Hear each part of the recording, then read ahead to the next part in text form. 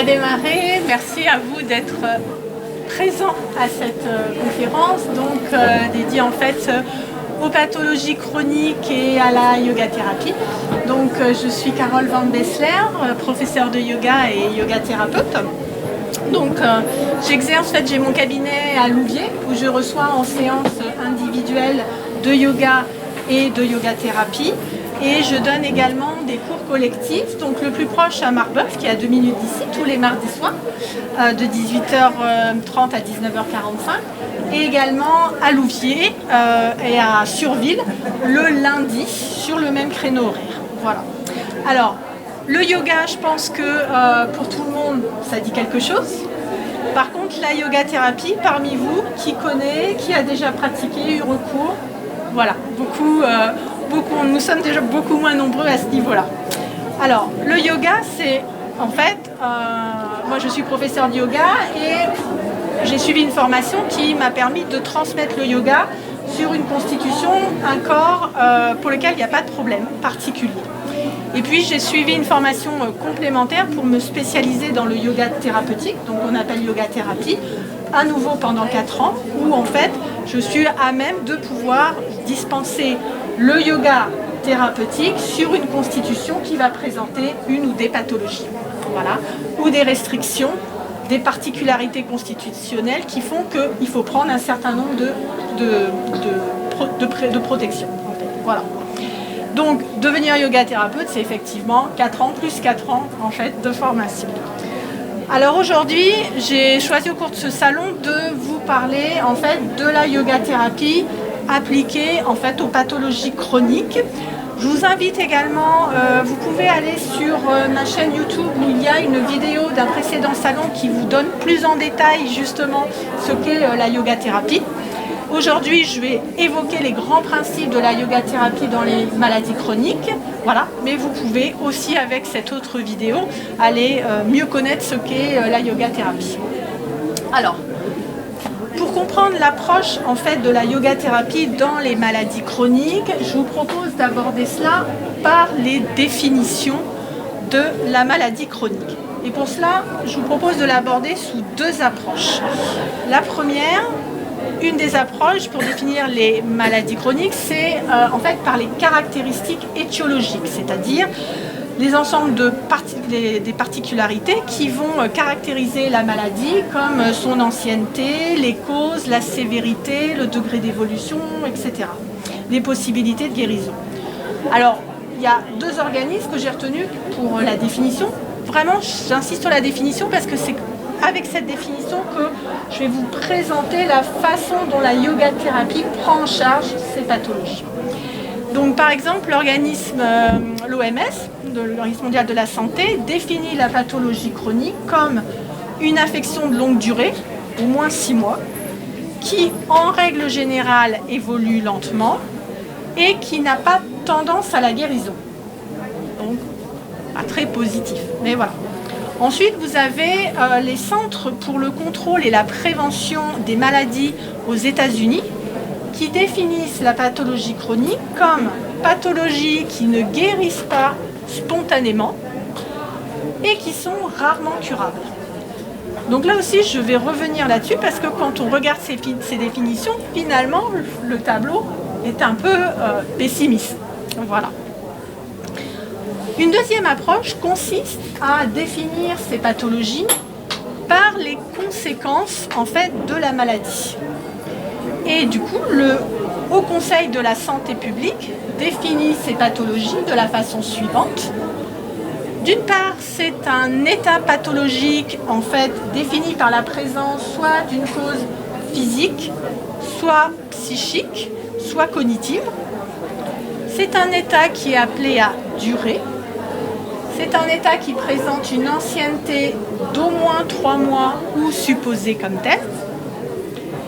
Et là où je voudrais vraiment insister, où la yoga thérapie prend cela en compte, c'est un état qui a un retentissement sur la vie quotidienne et ses activités d'une manière très importante. Et ce retentissement, il peut prendre l'une ou l'autre de ces 3 formes. soit ça va se manifester par une limitation fonctionnelle de vos activités, c'est-à-dire certaines choses que vous faisiez avant, vous ne pouvez plus les faire, soit vous allez être limité dans votre participation à la vie sociale, des activités, ou avoir envie de se rendre dans des endroits où vous ne pouvez plus parce que c'est devenu compliqué, soit parce qu'il y a une invalidité jusque-là, soit parce qu'il y a des risques de complications qui sont sévères. Ensuite, l'autre retentissement qui peut être sur la vie, c'est qu'il y a une dépendance vis-à-vis soit d'un médicament, soit d'un appareillage, soit d'une technologie médicale. Je pense par exemple aux apnées du sommeil qui font partie des maladies chroniques. Eh bien, pour beaucoup, les gens sont appareillés, sont donc dépendants de cet appareil pour avoir une qualité de sommeil, un sommeil réparateur. Et puis, ces pathologies, souvent, ont nécessité d'être dans ce qu'on va appeler un parcours de soins médico-social avec des adaptations, des traitements, un suivi sur une certaine durée. Voilà. Deux, trois petites autres précisions que je voudrais apporter par rapport à cette définition des maladies chroniques. Donc, vous voyez un petit peu comment les institutions définissent ces pathologies et si vous êtes atteint d'une pathologie chronique ou un proche est atteint d'une pathologie chronique, voilà, est-ce que vous devez sûrement retrouver en fait ces éléments. Je voudrais apporter quelques précisions. On a parlé d'évolution. La première, c'est qu'on est sur une évolution plus ou moins rapide, soit parfois en quelques mois, soit parfois la pathologie va se développer sur plusieurs années. Et puis, quand on parle d'évolution, c'est aussi la forme de l'évolution. Souvent, ça va être par phase, avec des phases aiguës, des phases de rémission, phases éventuellement de rechute, voilà, ou par poussée. Il y a certaines pathologies qu'on parle de poussée, avec finalement des symptômes qui sont là temporairement, qui vont disparaître et ressurgir subitement, sans qu'on identifie toujours la cause pourquoi ils ressurgissent à tel ou tel moment. Voilà. Mais tout cela pour dire que dans ces symptômes, il y a aussi un élément qui est extrêmement important et que la yoga thérapie prend en compte, c'est que ces pathologies sont génératrices de souffrance. Et pas uniquement de souffrance physique, mais aussi beaucoup de souffrance morale, de souffrance socio-professionnelle qui impactent vraiment la qualité de vie. Voilà. Donc c'est pour ça que la yoga thérapie va s'accorder, s'attacher à cette deuxième approche de la définition des pathologies chroniques, à savoir une approche par les conséquences et sur le retentissement qu'elle a sur la qualité de vie au quotidien.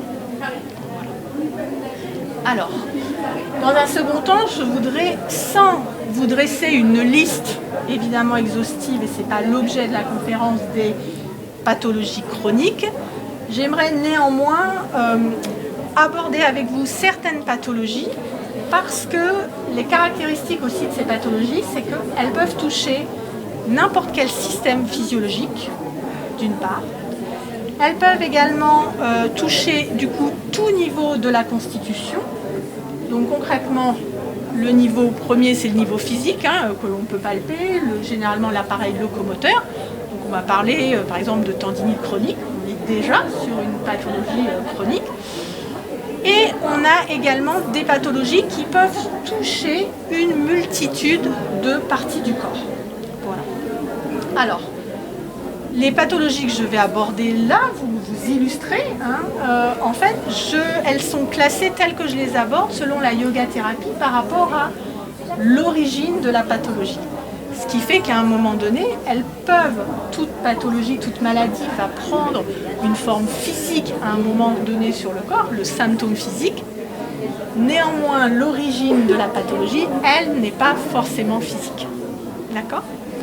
Donc, au niveau du physique, justement, de l'appareil locomoteur, les pathologies chroniques fréquentes que l'on retrouve vont être, par exemple, donc, les tendinites chroniques, les bursites, c'est-à-dire quand il y a effectivement la bourse de l'articulation qui est atteinte, les lombalgies, Le syndrome du canal carpien, pour ceux qui ça parle, donc c'est à un moment donné, voilà, le nerf qui, dans ce trajet, se retrouve coincé et impacte fortement l'utilisation du membre supérieur.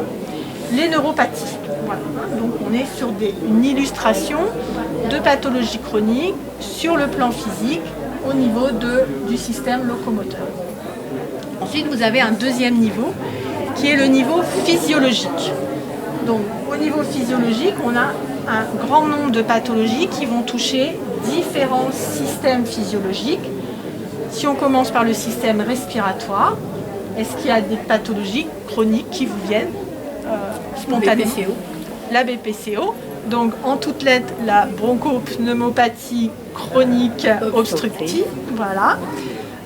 Mais également l'asthme, il faut savoir que l'asthme, on est dans une pathologie chronique. Les bronchites chroniques, les sinusites chroniques, on se dit, bon, c'est la période des allergies, j'ai une petite sinusite, j'ai une petite bronchite. Mais si on regarde bien souvent, ces sinusites ou ces bronchites, elles ont débuté et puis elles sont revenues une deuxième année, une troisième année. Et finalement, elles sont devenues un état chronique. Voilà.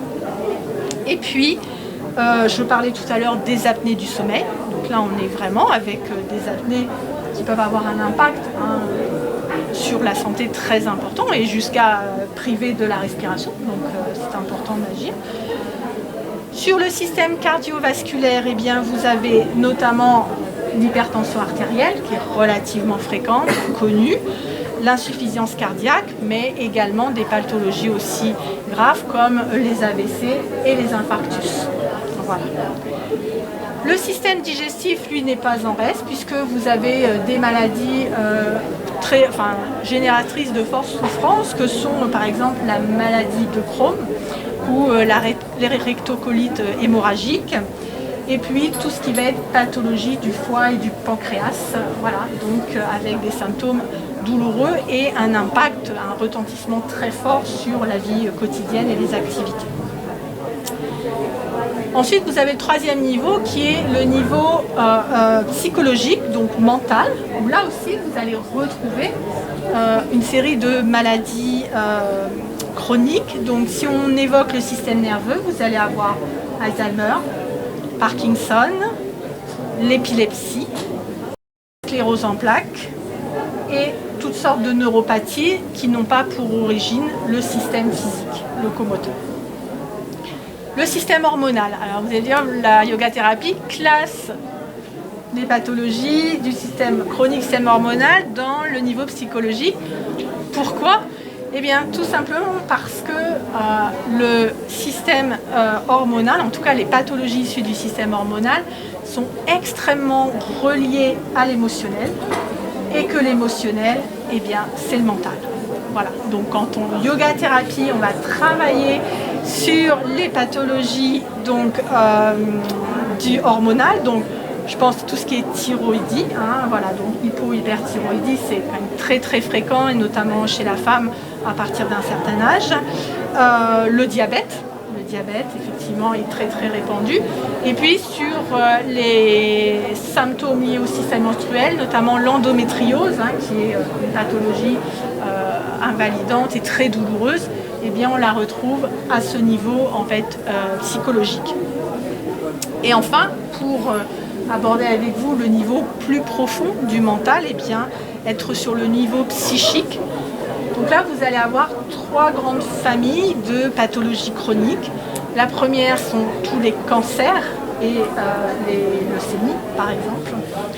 Ensuite, vous allez avoir les maladies psychiatriques, donc avec aussi les troubles de l'alimentation, les dépendances, voilà. Et puis, il y a une catégorie de pathologies qui regroupe en fait un grand nombre de pathologies. Ça va être toutes les pathologies liées à un déséquilibre immunitaire. Il faut savoir qu'on est dans une période où effectivement ces déséquilibres immunitaires sont de plus en plus fréquents pour un tas de raisons environnementaux, sociétaux, voilà. Donc dedans, vous allez retrouver les infections virales, fongiques et urinaires chroniques. Je pense que ça parle à beaucoup d'entre nous et notamment les femmes. Donc effectivement, qu'est-ce qui fait qu'à un moment donné, infection urinaire, infection fongique, c'est pas une fois, mais ça va être 5, 10, 15 fois à répétition. c'est qu'à un moment donné, il y a un désordre immunitaire et la yoga thérapie va venir travailler sur cet aspect-là. Mais vous avez également la maladie de Lyme, le VIH, la tuberculose, les allergies, parce que les allergies font aussi partie des maladies chroniques, et puis toute la catégorie des maladies auto-immunes, dont les pathologies inflammatoires rhumatismales, spondylarthrite ankylosante, polyarthrite rhumatoïde, lupus, fibromyalgie, etc. Voilà. Alors quand on regarde l'ensemble de ces pathologies, même si dans leurs symptômes elles peuvent être diversifiées et évidemment l'approche de la yoga thérapie va être spécifique à chaque origine et chaque niveau de la pathologie, elles présentent néanmoins un point commun. Et ce point commun, enfin des points communs, vous retrouvez la fatigabilité. Moi quand j'écoute les gens qui viennent me voir, l'un des premiers symptômes, enfin l'une des premières conséquences qu'ils expriment, c'est la fatigue. La fatigabilité, tout leur pèse, tout leur coûte, tout est lourd. Voilà. Ensuite, il y a la variabilité, c'est-à-dire un jour ça peut aller, le lendemain ça peut ne plus aller du tout, le matin ça peut aller, l'après-midi ça ne peut plus aller. Variabilité dans le temps, variabilité dans l'évolution, variabilité dans l'intensité des symptômes, variabilité dans le retentissement des activités quotidiennes. L'autre chose, c'est l'invisibilité.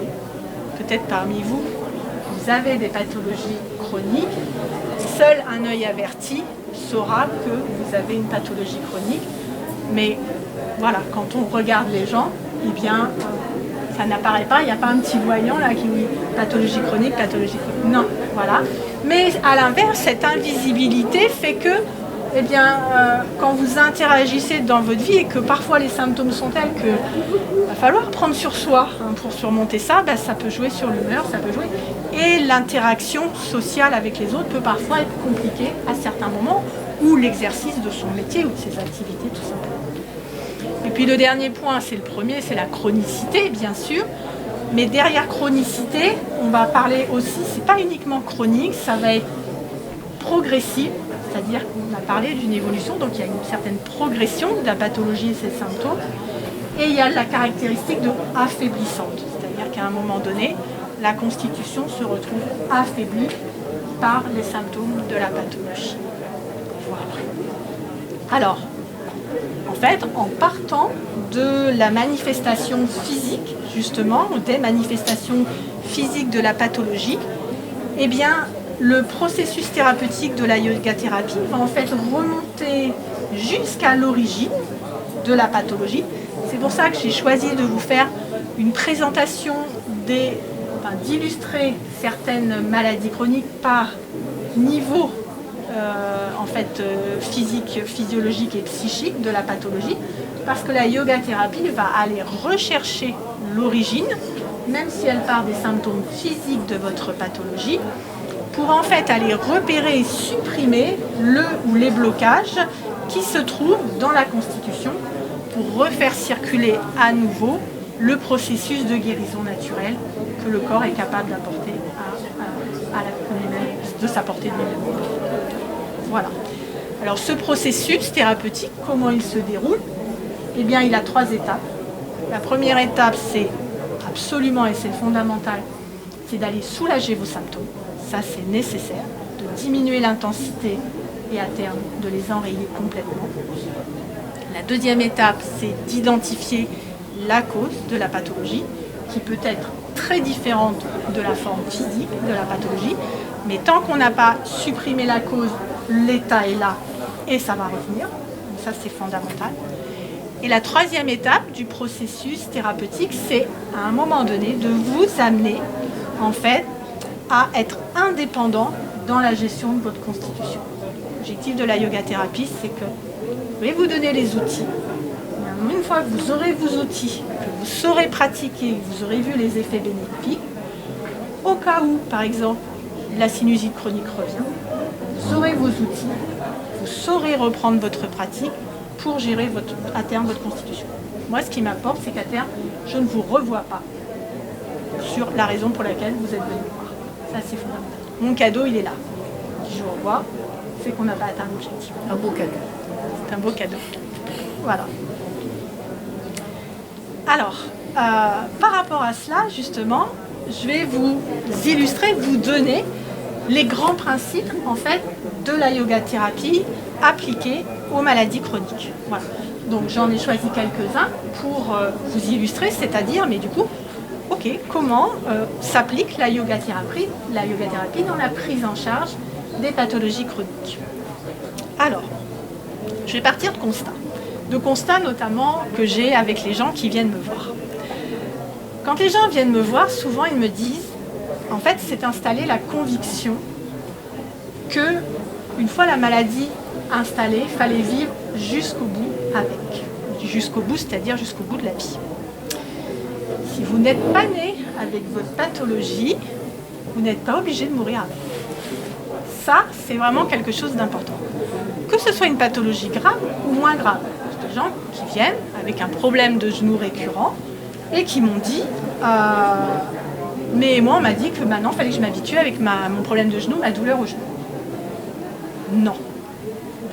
Déjà on ne s'habitue pas, d'une part, et puis deux, on peut toujours soulager, on peut faire quelque chose. Voilà. Donc, vous n'êtes pas né avec votre pathologie, sauf il y a des cas particuliers, mais ce n'est pas les plus nombreux. Vous n'êtes pas né avec votre pathologie, pas obligé de mourir avec. Voilà. Ça c'est important. Et le yoga thérapeute va justement identifier la cause originelle, que je vous expliquais tout à l'heure, pour aller supprimer ce terrain, de manière à ce que votre pathologie, vous en soyez débarrassé une bonne fois pour toutes. D'accord ? Voilà. Ensuite, on a vu que la maladie chronique a des impacts sur votre constitution physique et vos activités quotidiennes. Eh bien, la yoga thérapie va venir dans le sens opposé de la pathologie, c'est-à-dire que de manière à supprimer les symptômes ou stopper sa progression. Il y a des pathologies où on va d'abord procéder, il faut qu'on arrête le processus progressif de la pathologie. Et pour cela, on va fonctionner en fait à l'inverse des symptômes de la pathologie. Pour ça, je vais vous illustrer très concrètement avec Parkinson, la maladie de Parkinson. Au niveau des symptômes, un des premiers symptômes, c'est la rigidité du corps. Donc en yoga thérapie, on va travailler en fait avec uniquement des mouvements dynamiques. La rigidité, elle s'installe parce que le corps ne bouge pas, il bouge moins. Donc pour aller à l'encontre de la pathologie, on va travailler avec des techniques où on va être dynamique, pas statique. Ça c'est important. Une des autres caractéristiques, ce sont les tremblements. Ils ne sont pas systématiques, mais quand il y a des tremblements, eh bien on va travailler par exemple avec un rouleau. C'est-à-dire quelqu'un prend un rouleau et va faire les techniques en tenant un rouleau. Ça va faire stopper les tremblements. En fait, j'avais un patient qui pratique le violon, qui a Parkinson et qui est sujet au tremblement. À chaque fois qu'il prend son violon pour jouer, à chaque fois, les tremblements disparaissent. Voilà. Donc, sur la base d'observations comme ça, on a vu que quand on va tenir un objet, et bien du coup, on va pouvoir pratiquer et les tremblements disparaissent. Vous avez aussi comme symptôme la léthargie qui est importante dans Parkinson. Donc là, on va travailler plus par exemple debout. Parce que si je fais allonger la personne sur le sol ou sur son lit pour travailler, je vais aller dans le même sens que la léthargie. Donc il faut que j'aille contre la léthargie. Donc on va travailler beaucoup debout ou assis. Et puis enfin, l'autre caractéristique, c'est l'hypokinésie. C'est-à-dire qu'à un moment donné, le corps il y a une réduction de l'amplitude qui ne permet plus certains mouvements. Et ça, c'est une restriction au niveau de la ceinture scapulaire et de la ceinture pelvienne. Donc dans les techniques données, la yoga thérapie va viser à maintenir une bonne amplitude des deux principales ceintures, sachant que c'est depuis ces ceintures que tous les mouvements sont possibles. Voilà. Vous voyez, c'est pour vous illustrer comment la yoga thérapie va aller dans le sens inverse en fait de la pathologie. Voilà. Après, il y a autre chose qui est important, c'est que chaque pathologie présente en fait un certain nombre de facteurs prédisposants à la pathologie, soit aggravants, soit déclencheurs. Et là encore, le yoga thérapeute va s'attacher à prendre en compte en fait ces facteurs prédisposants pour les supprimer. Je vais vous donner quelques exemples concrets pour illustrer ça. Par exemple, j'évoquais tout à l'heure avec vous le syndrome du canal carpien, donc une neuropathie au niveau du pouce. 5 facteurs prédisposants. Le canal carpien, enfin le syndrome vient par la répétition d'un même mouvement sur une longue période. Voilà. Donc, quelqu'un qui va avoir un geste répétitif, rapide, sur une longue période, à force, ça va créer un syndrome. Ça veut dire que on va repérer aussi dans les métiers. Vous avez un métier où c'est susceptible d'avoir un syndrome du canal carpien, ce sont les informaticiens. Donc, si vous passez la journée à manipuler la souris, vous avez plus de risques qu'une autre personne de développer un syndrome de canal carpien. Les gens qui travaillent dans le textile et le cuir, avec la découpe des matériaux, peuvent développer plus facilement que d'autres ce syndrome du canal carpien. Là, vous voyez, c'est pour illustrer les facteurs qui vont prédisposer. Vous avez aussi les antécédents familiaux. Tout à l'heure, je parlais de la thyroïde. Tout ce qui est pathologie de la thyroïde, on retrouve plus chez les femmes que chez les hommes. Il y a les apnées du sommeil, à l'inverse, on va les retrouver plutôt chez les hommes. Et puis vous avez l'âge aussi à partir, qui vont aussi prédisposer. Ensuite, vous avez les facteurs aggravants sur lesquels le yoga thérapeute va porter attention et va aussi, dans ses techniques, prendre ces éléments en compte. Si je vous les illustre avec le diabète, s'il y a une pathologie chronique du diabète, les facteurs aggravants, qu'est-ce que c'est? Ça va être la sédentarité, par exemple, le surpoids, l'alcool, le tabac, le cholestérol, l'hypertension artérielle. Voilà. Ce sont des choses, des éléments qu'il faut prendre en compte si on veut résorber, solutionner encore la situation, et en l'occurrence le diabète. Et puis enfin, je vous ai parlé de facteurs déclencheurs. Ça, c'est important. Si on regarde dans les maladies auto-immunes, toute crise, situation aiguë ou poussée d'une maladie auto-immune est précédée d'un épisode d'agitation, de forte agitation psychique et de stress émotif important. Voilà. Donc quand on a repéré ça, ça veut dire que ce que va proposer le yoga thérapeute, ce que je vais vous proposer, ok, il y a les symptômes de votre pathologie, mais tout ça, je vais le prendre en compte. C'est-à-dire qu'à un moment donné, si le facteur déclencheur, c'est une agitation, un stress important, un tourment psychique important, c'est qu'est-ce qu'on va proposer aussi comme technique pour aller apaiser en fait ce système mental pour que la constitution puisse faire face à ces situations de stress important. Voilà. Alors, et puis à l'inverse, ce que je demande toujours aussi aux gens, parce que vous savez et votre corps est intelligent, c'est qu'est-ce que vous faites pour vous soulager? Et ça, ne le négligez pas, parce que je vais aussi m'appuyer. Vous savez, vous faites déjà des choses, même sans vous en rendre compte, qui vont, s'il y a une douleur importante, vous allez prendre telle position, vous allez peut-être mettre un oreiller entre vos jambes, vous allez prendre un bain chaud. Voilà. Il y a des choses, et tout ça, tous ces facteurs qui vont favoriser le soulagement, eh bien, le yoga thérapeute les inclut aussi dans ce qu'il propose comme solution. Voilà. Alors, un autre grand principe que va prendre en compte le yoga thérapeute, c'est que dans toute pathologie chronique, grave ou non, quand je dis grave, c'est-à-dire qu'il met le pronostic vital en compte, eh bien, toute pathologie va présenter des risques de complications. Et là encore, si je aborde la pathologie, je traite la pathologie sans prendre en compte ces éléments de complications, ces risques de complications, eh bien, il y a quelque chose qui fait défaut. Donc là encore, je vais vous illustrer. Par exemple, une complication de l'obésité, ça va être l'apnée du sommeil. Quand il y a surpoids, l'apnée du sommeil risque d'être davantage présente. L'insuffisance respiratoire, le diabète. Voilà. Ce qui fait que d'une pathologie chronique, le risque de complication, c'est qu'on peut voir se multiplier ou se surrajouter du coup d'autres pathologies. Il y a le risque de développer d'autres pathologies. Un autre exemple de complication, ça va être dans les maladies cardiovasculaires, c'est les risques de complications sur les organes cibles, ce qu'on qu'on appelle les organes cibles. Ça va être certains organes du corps sur lesquels la pathologie va cibler des complications. Donc vous avez, dans le cas des pathologies cardiovasculaires, les yeux, le cerveau, le cœur, les reins.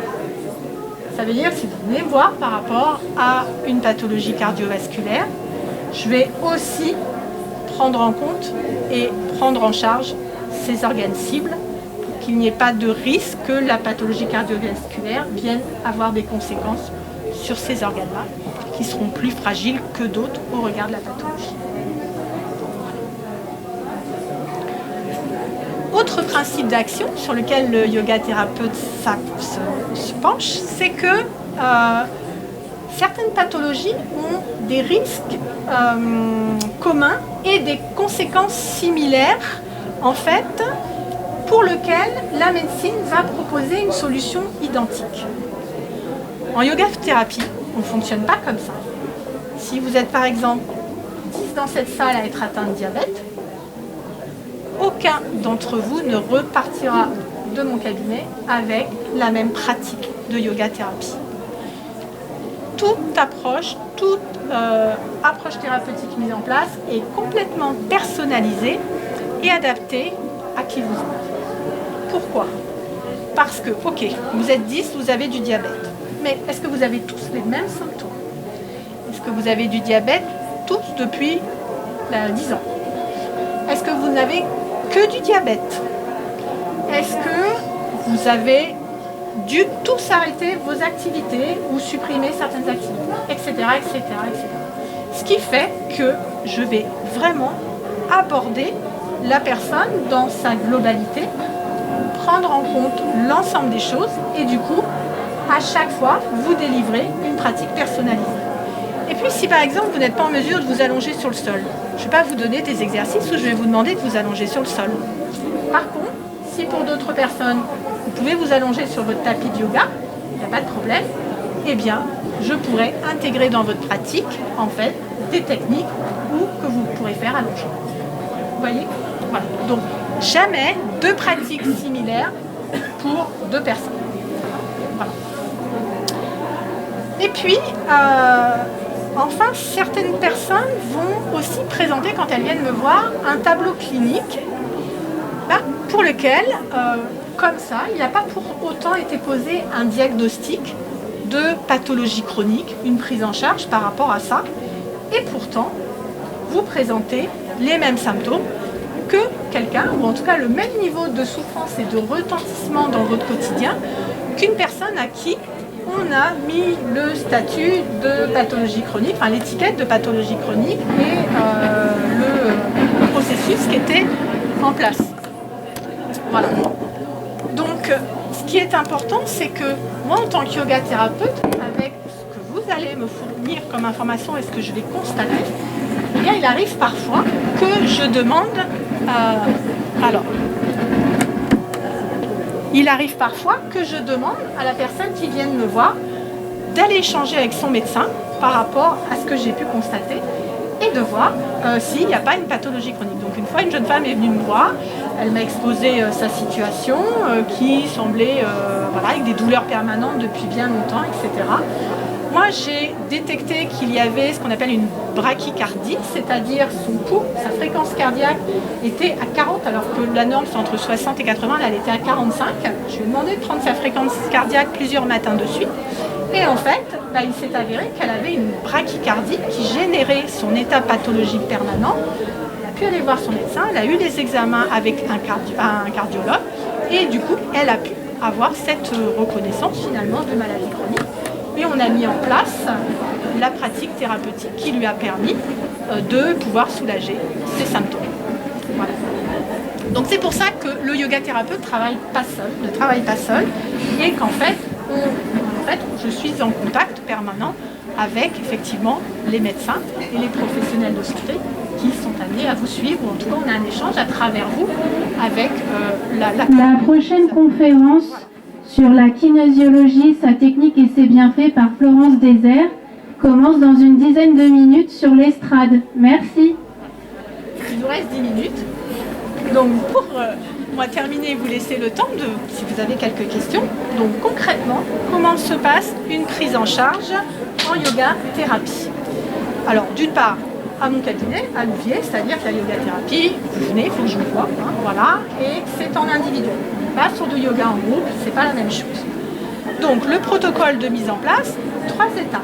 Premier rendez-vous, où nous allons échanger sur ce qui vous amène. Voilà. Je vais observer votre constitution, je vais vous demander de faire certains mouvements pour voir comment le corps réagit et qu'est-ce que je peux vous donner. Ça, c'est une chose. Je vais vous demander déjà de faire 2-3 techniques à la maison avant de se revoir la deuxième fois, ou entre le premier et le deuxième rendez-vous, j'aurai élaboré la pratique complète que je vais vous transmettre, que nous allons faire ensemble au deuxième rendez-vous pour que vous vous l'appropriez. Et bien sûr, en repartant, je vous donne la fiche avec toutes les techniques. Vous n'êtes pas obligé de tout mémoriser pendant la séance. Voilà. Je vous laisse pratiquer 10 à 15 jours et on se revoit à un troisième rendez-vous qui est le rendez-vous de suivi. C'est-à-dire qu'il est important que vous ayez pu installer cette pratique au quotidien, puisque c'est vous qui allez vous prendre en charge et c'est cette pratique que vous allez faire quotidiennement qui va générer les effets bénéfiques sur votre constitution et supprimer les symptômes. Et en fonction des effets que vous aurez déjà constatés, ces 10 ou 15 premiers jours de pratique, eh bien, nous ajusterons votre pratique s'il y a besoin. Donc ces 3 rendez-vous sont vraiment incontournables pour mettre en place une yoga thérapie efficace. Et puis après, c'est en fonction tout simplement de l'évolution de vos symptômes qu'on va ajuster le suivi. Et je vous rappelle, le but, c'est qu'à terme, et très vite, je ne vous vois plus. Voilà. Pour conclure, en fait, avec une pratique de yoga thérapie au quotidien, eh bien, d'expérience, 100% des personnes qui viennent à la yoga thérapie ont soulagé leurs symptômes. À partir du moment où vous pratiquez, vous soulagez vos symptômes.